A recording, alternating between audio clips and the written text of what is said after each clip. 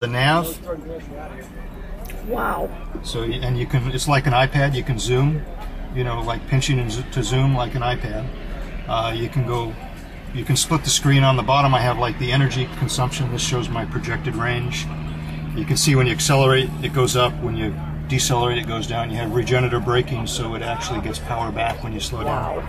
You can swap the screens top to bottom like that. You've got media. It's got, like, right now we're listening to I think Slacker Radio. Groove Salad. That's my favorite station. Yeah. I've also got a USB plugged in for. I've got a lot of music on that, so you can do that. It has AM, FM, but it comes with Slacker Radio and what's the other one called? I can't remember. It's internet radio basically, and so you can do that. Of course, you got your nav and all your nav functions. Energy, that's what this display is here, which shows, you know, over the last 5 miles, 15 miles, 30 miles, what my driving's been like in my projected range. And then you've got, like, the web. You actually have a web browser. So we did like a search because we didn't know exactly where this was. So we put in there and then just copied the address and put it in the nav, and it took us there. But you can put any website in, like we go to like the Tesla Owners Club here, and it has a 3G connection, so you can get online. It's kind of like a big iPad, you know. It's pretty much like an iPad. And then you've got our backup camera. Whenever you put it in reverse, you see that, but you can also leave that going while you're driving forward. That's smart. And you can kind of see your blind spots because it's a real wide-angle camera. Then you've got your phone. It connects up with your Bluetooth phone, and so I can make my calls right from here. Same thing with the media. Like I can go over here and I can look at my phone.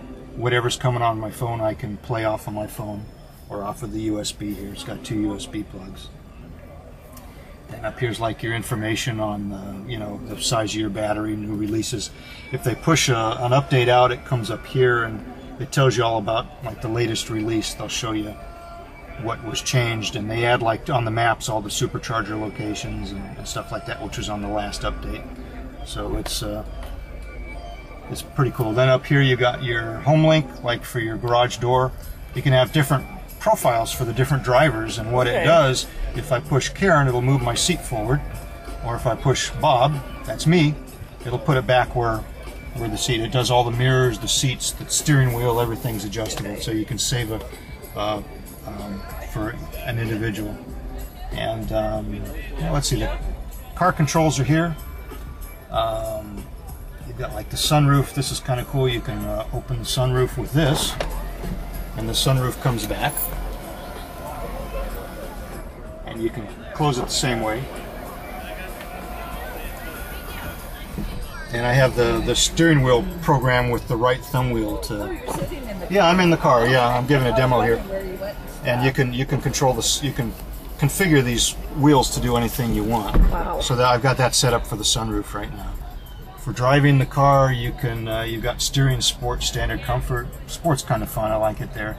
You can turn regenerative braking as standard, which is a pretty high level of regen where it slows you down. I was talking with are the guys from Tesla. Oh, cool. Okay.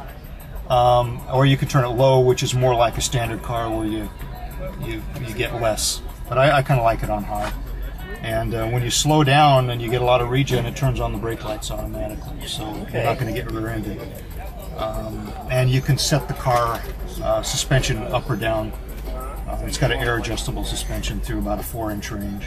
And then down here you've got all your trunk, your doors, daytime running lights. You can turn them on and off. And if you turn, like, on a turn signal or the headlights, it actually shows up on the screen.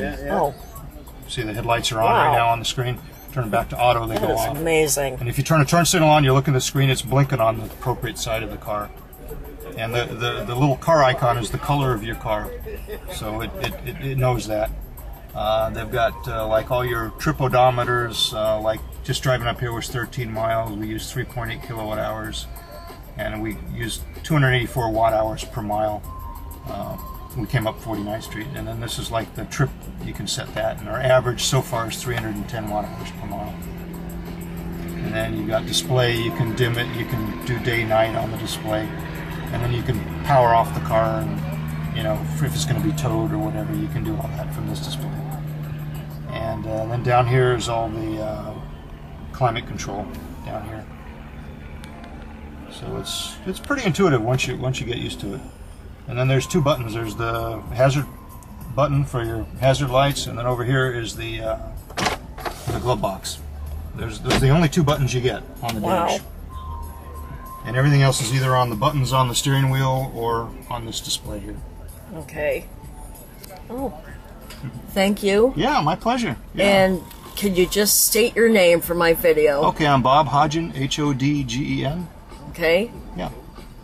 Thank you very much. You can look up Bob Hodgen at Gmail. That's my email address, and so yeah, it's kind of a fun car. And you know, like the maps go full screen, the web can go full screen.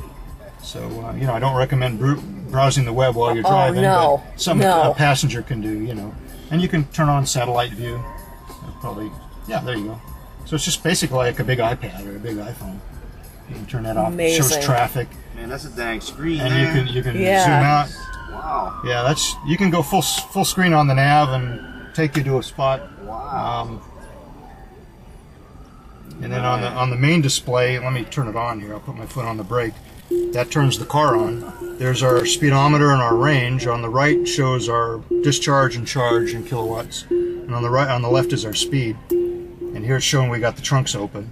But you can configure these displays here on the right side. I hold this in, and I can go trips, I can go energy, I can go music, I can go what I keep on this side is the trip odometer. So it's all adjustable. You can do the same thing on the left side. So you can basically control most things without taking your finger off or your hands off the steering wheel.